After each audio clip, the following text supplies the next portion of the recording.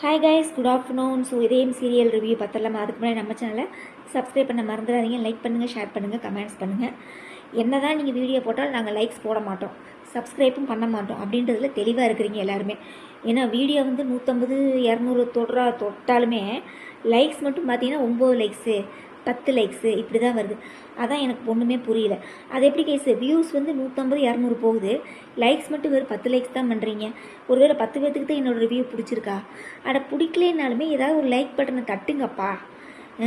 அப்போ தானே எங்களுக்கு ஒரு மோட்டிவேஷனாக இருக்கும். லைக்ஸ் பட்டனை தட்டுறதுக்கு எதுக்குப்பா இவ்வளோ சோம்பேறியாக இருக்கிறீங்க? ஒரு சப்ஸ்கிரைப் பட்டனை தட்டுறதுக்கு எதுக்குப்பா இவ்வளோ இதாக இருக்கிறீங்க? தயவு செய்து பண்ணுங்கப்பா, சரியா? எங்களால் முடியல. ஸோ இன்றைக்கி ரிவ்யூ எப்படி போச்சு? நம்மளோட ஃபேவரட்டான நம்ம வாசு வந்து காப்பாற்றிட்டாரா? நான் கூட ஒரு செகண்ட் பயந்தேன் கைஸ். என்னடா இந்த சீனை இன்னும் இழுக்கிறாங்களே, இவன் வேறு ஆதி வேறு போய் நெருப்பையும் வச்சுட்டு வந்துடுவான், சரியா? அது வேறு எனக்கு கொஞ்சம் பயமாகவே இருந்துச்சு. அப்புறம் பார்த்தா நம்ம வாசு போய் காப்பாற்றிட்டான். ஸோ என்ன நடக்குது எபிசோடோடய நம்ம ரிவ்யூ பண்ணிடலாம். ஸோ ஃபஸ்ட்டு வந்து நம்ம சரவணனை அடித்து போடுறதுக்கு நம்ம சுதாகர் ஆள் ஏற்பாடு பண்ணியிருப்பார் இல்லையா?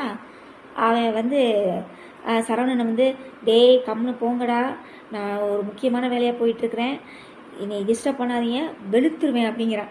ஆனால் அவங்க எதுவுமே கேட்குற மாதிரி இல்லை. சரி இதான் சான்ஸ்ன்னு சொல்லி சரவணேசமா வச்சு செஞ்சுட்டாப்புல. சூப்பரான ஃபைட்டு, சரியான ஃபைட்டு. அதுக்கப்புறம் இங்கே என்ன நடக்குது? அந்த சொக்கப்பானையை சுற்றி சுற்றி சுற்றி சுற்றி வர்றாங்க புருஷன் முன்னாடி 2 பேரும். ஸோ அந்த உடனே நான் கூட நெருப்பு வைக்கிறதுக்கு முன்னாடி கூட வாசு வருவாட்டானா அப்படின்னு நினச்சிட்டு இருக்கேன். கடைசியில் பார்த்தா நெருப்பையும் வச்சுட்டாங்க. இந்த அண்ணா சீரியலில் கூட அந்த கனியை காப்பாற்றுறதுக்கு அந்த பொண்ணு கொலுசை வத்து சத்தம் போட்டு காட்டி கொடுப்பா. இந்த பையன் என்னத்தை செய்ய முடியும்? சரி, இந்த பையனை காலில் என்ன கொலுசாக போட்டுக்கிட்டு இருக்கிறா? அப்போ வாயையும் கட்டியிருக்காங்க, கையையும் கட்டியிருக்காங்க. அப்போ அந்த குழந்தை என்ன பண்ணும்? ஒன்றும் பண்ண முடியாது. இவன் நெருப்பை வச்சுட்டு வந்துட்டான்.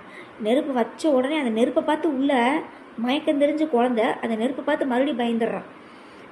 தயவுசெய்து டைரக்டர் சார், உங்களை கெஞ்சி கேட்டுக்கிறேன், இனிமேல் இந்த மாதிரி சீன்ஸை குழந்தைங்கள வச்சு எடுக்கிறத அவாய்ட் பண்ணிடுங்க.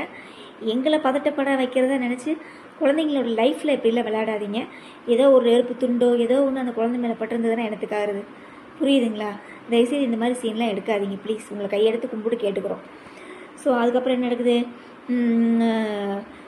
வாசு வந்து பாரதி அப்படின்னு சொன்னோடனே ஆதி அப்படின்னு சொல்லிட்டு அந்த சொக்கப்பனுக்குள்ளே போய் அந்த ஆதியை தூக்கிட்டு வந்துடுறாப்புல. உடனே எல்லாம் ஷாக் ஆகிடுறாங்க.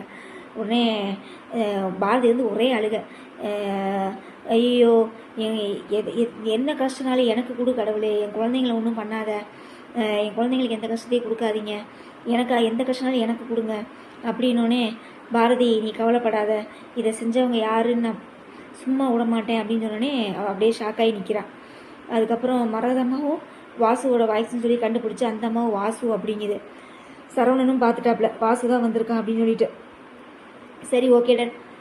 அதுக்கப்புறம் குழந்தைங்கள வந்து மீனாவும் அந்த பாட்டியை வாங்கிட்டு போயிடுறாங்க, ஆதித்யாவை. அப்புறம் எல்லாம் போன பிறகு மரகதம், பாரதி, சரவணன், ஆதி எல்லாம் நிற்கிறாங்க. வாசு வந்து பேசிக்கிட்டே இருக்கிறாப்புல. என்ன பேசுகிறாரு அப்படின்னா, உன் வாழ்க்கைக்கு நீ தான் போராடணும், உனக்கு வந்து நான் பக்கபலமாக இருப்பேன், சரியா? இல்லாமலாம் இல்லை, உன் நிழல் மாதிரி உன் கூடையே தான் இருப்பேன், உனக்கு பக்கபலமாக இருப்பேன், ஆதியும் நான் தான், வாசுவும் நான் தான், நீ எதுக்கும் கவலைப்படாத, நான் வந்து உன்னை பழைய பாரதியாட்டம் நான் பார்க்கணும், உன்னோட வாழ்க்கைக்காக நீ போராடணும் அப்படின்னு சொன்ன உடனே பாரதி வந்துட்டு இப்படியே அழுதுகிட்டே நிற்கிறாப்புல.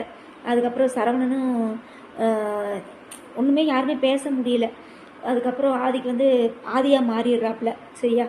மாறின உடனே சரவணனும் அட்வைஸ் பண்ணுறாப்புல, அந்த மரகதமாக அட்வைஸ் பண்ணுறாப்புல, உன் வாழ்க்கைக்காக நீ தான் பாரதி போராடணும், என்னதான் சரவணன் வந்து உனக்கு ஹெல்ப் பண்ணாலும் உதவி செஞ்சாலும் தன்னோட வாழ்க்கையை நீ தான் காப்பாற்றிக்கணும், அந்த குழந்தைங்களுக்கு அப்பா வேணும், உனக்கு புருஷன் வேணும், மித்ரான்ற மாதிரி ஒரு ஆள்கிட்ட வந்து நீ ஆதியை விட்டுட்டு போகிறது சரியில்லை, அதனால் தயவு செஞ்சு உன் வாழ்க்கைக்காக நீ இது பண்ணு அப்படின்னு சொன்ன உடனே பாரதிக்கு வந்து இனிமேல் நான் என் வாழ்க்கையை நான் பார்த்துக்கிறேன், எனக்காக நான் போராட போகிறேன் அப்படின்னு சொல்லி சொல்கிறாப்புல.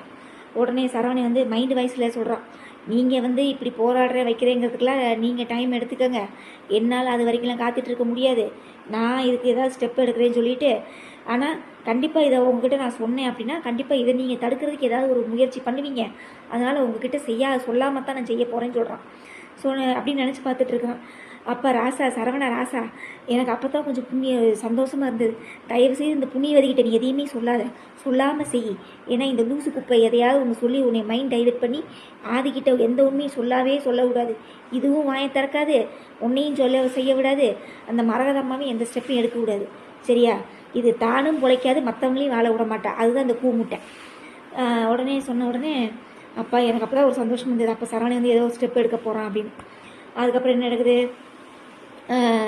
சரி நீங்கள் எல்லாமே வீட்டுக்கு வாங்க, நைட் சாப்பிட்டுட்டு காலையில் எல்லாம் வீட்டுக்கு போகலாம் அப்படின்னு சொன்னேன். எல்லாம் வீட்டுக்கு போயிடுறாங்க. அப்போ நம்ம ஆதி வந்து தனியாக ரூமில் வந்து ரொம்ப திங்கிங்கில் இருக்கார்.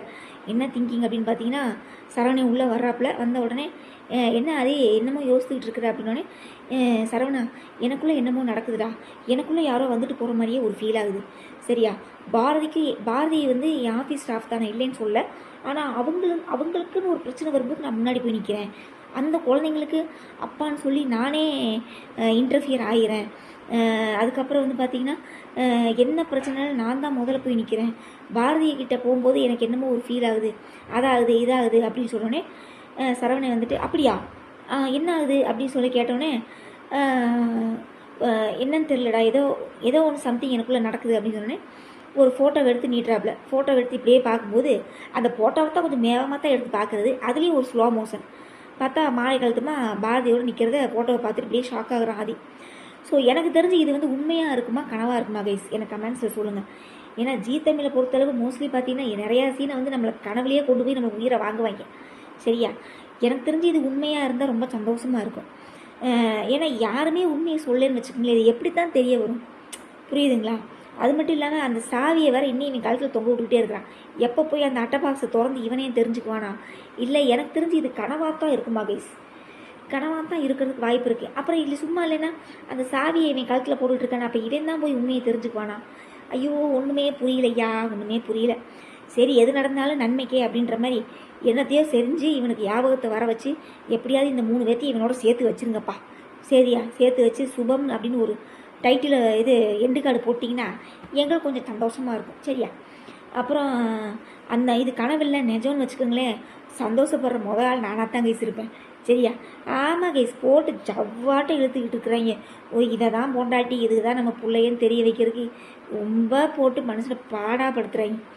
அப்புறம் எனக்கு தெரிஞ்சு இது உண்மை தெரிகிறப்ப மித்ராவால் பாரதிக்கு ஏதாவது ஒரு ஆபத்து வரும்போது யார் மேலே கையை வைக்கிற, அவள் என் பொண்டாட்டின்னு ஆதியே சொல்லணும். அப்போ தான் மித்ராவுக்கு வந்து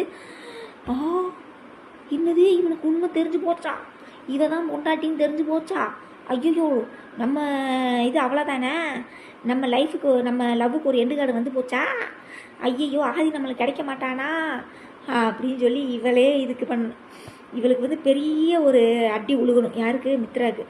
அப்போ தான் மித்ராவுக்கு வந்து சரியான நோஸ்கட்டாக இருக்கணும். சுதாகரை வந்து பட்டையை கிளப்பிட்டு அடிக்கணும். வாசும் ஆதியும் சேர்ந்து பட்டையை கிளப்பிட்டு சுதாகரை 4 அப்படின்னா நல்லாயிருக்கும். ஸோ மொத்தத்தில் இதயம் சீரியல் நம்ம நினைக்கிற மாதிரி இருந்தால் ரொம்ப சந்தோஷமாக இருக்கும். இனி டேரக்டர் என்ன யோசித்து வச்சுருக்காருன்னு தெரில, வெயிட் பண்ணி பார்ப்போம். அப்புறம் வேறு என்ன, மொத்த சீரியல் பொறுத்தளவு கார்த்திகை தீபம் ரொம்ப போரிங்காக போயிட்டுருக்கு. இந்த வாரம் சண்டே ஸ்பெஷலில் வேறு கும்பாபிஷேக விழாவாமா, 2 மணி நேரம் நம்மளை வச்சு கழுத்து அறுக்க போகிறேன்னு நல்லா தெரிஞ்சு போச்சு. அப்புறம் மற்ற சீரியல் வீரா சீரியலில் தீபாவளி முடிஞ்சு 1 மாதத்துக்கு மேலே ஆகிப்போச்சு. இப்போ தான் அந்த சீரியலில் தீபாவளியை கொண்டாடுறீங்க. ஐயா அப்பா ராசாக்களா முடியல டாடி. அப்புறம் வேறு என்ன, அயலி சீரியலில் கண்டிப்பாக வந்து சிவா தான் தான் பிள்ளைன்னு சொல்லி வாயால் சொல்ல போகிறான்னுட்டுருக்குது. அப்புறம் சந்தியாராகம் என்ன கேஸு, நாடகமே நல்லாவே இல்லை. சந்தியாராகம் சுத்த வேஸ்ட்டுங்க, நல்லாவே இல்லை. அந்த லிங்கம் தான் எல்லாத்தையும் பண்ணியிருப்பானாட்டிருக்குது. எங்கிட்டோ பொண்ணு யாரு கூடயே வாழ்ந்துட்டு போகான்னு விட வேண்டியதானே. அந்த லவ் பண்ணுறவனை போய் இவன் கொன்று அதை பார்த்து இவ போய் தண்ணிக்குள்ளே விழுந்தவளை என்ன செஞ்சாங்க ஏசாங்க. ஐயப்பா நாடகமே ஒரே வாந்தி எடுக்கிற மாதிரி இருக்குது. அப்புறம் வேறு என்ன சீரியல், சின்னஞ்சிறுகளே நான் பார்க்குறதே இல்லை. இப்போ எல்லாமே நான் இந்த பேசுகிறத வச்சு எல்லாம் ப்ரோமோ வச்சு தான் கேஸ் நான் உங்கள்கிட்ட பேசிகிட்டு இருக்கிறேன். சரியா? அதுக்கப்புறம் வந்து வேறு என்ன, எட்டி மேலும் நான் பார்க்குறதே இல்லை. திருமாங்கல்யம் நான் பார்க்குறதே இல்லை. போதும், இதுக்கு மேலே நாடகம் பார்த்தோன்னா நம்மளுக்கு மட்டப்பைத்தியம் முடிச்சு போயிருந்து சொல்லிட்டு அளவாக ஒரு 2-3 சீரியல் தான் பார்க்குறேன். அப்புறம் மத்தியானம் வாரிசு சீரியல் நம்மளோட ஃபேவரட் சீரியல், அதனால் அதை பார்ப்பேன். இன்றைக்கி வாரிசு சீரியல் என்னால் பார்க்க முடியல, ஒரு 1/2 மணி நேரம் மட்டும் வெளியில் போயிட்டேன் மிஸ், அதனால் பார்க்க முடியல. என்ன நடந்தது அப்படிங்கிறது தெரில. எனக்கு தெரிஞ்சு கண்டிப்பாக ப்ரோமோ நடந்தது தான் இருக்கும். என்ன சம்யுக்தா வந்து இந்த மாதிரி சொத்தெல்லாம் நான் வாங்கி எழுத போகிறேன் அப்படிங்கிறா. அப்போ தமிழ் வந்து அதை கேட்டுருவாளாட்டு இருக்குது. இதுதான் நடந்திருக்கிறது வாய்ப்பு இருக்குது. அப்படி இல்லைன்னா நான் லாஸ்ட்டில் அந்த சீன் வரையில் பார்த்தேன், தமிழை காணோம்.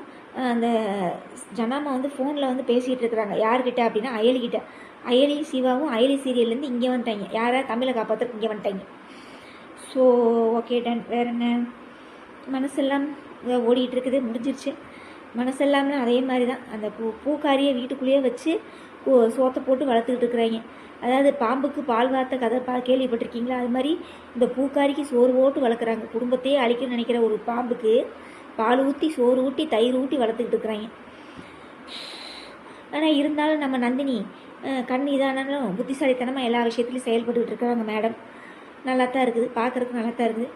அப்புறம் சீக்கிரம் வானதியும் அருளும் சேர்ந்துருவாங்களாட்டு இருக்குது. ஏன்னா அவனுக்கு வேறு கனவு வேறு அந்த மாதிரி தான் வந்திருக்குது. ஓகே டன், என்கிட்ட சேர்ந்தா சரி. வேறு என்ன கேஸ் உங்களோட நிறைய குறையில கமெண்ட்ஸில் சொல்லுங்கள், சரியா? எனக்கு வந்து கொஞ்சம் ஹெல்த் இஷ்யூவாகவே இருக்குது. முடிஞ்ச அளவு ஷார்ட்ஸு வீடியோ இதெல்லாம் போட்டுகிட்டே தான் இருக்கிறேன். முடியலைனாலும் நான் போட்டுகிட்டு தான் இருக்கிறேன். ஏதாவது 1-2 நேரம் ஷார்ட்ஸோ வீடியோவோ வரலைன்னா கொஞ்சம் அட்ஜஸ்ட் பண்ணிக்கோங்கப்பா, சரியா? ஒரே ஸ்டொமக் பெயினாக இருக்குது, சரியா? ஓகே கேஸ், வேறு என்ன? நாளைக்கு ரிவ்யூவில் பார்க்கலாமா? நீ நாளைக்கு வந்து நீ அந்த ஃபோட்டோவை பார்த்துட்டு என்ன ரியாக்ஷன் பண்ணுறான்னு தெரியல, வெயிட் பண்ணி பார்ப்போம், ஓகேவா? சீக்கிரமாக இந்த இதயம் சீரியலுக்கு ஒரு எண்டு கார்டு வந்தால் நன்றாக இருக்கும். ஓகே கேஸ், வேறு என்ன? வேறு ஏதாவது சொல்லணும்னு நினச்சேனே. வேறு என்ன? அவ்வளோதான். நாளைக்கு பார்க்கலாமா? பை.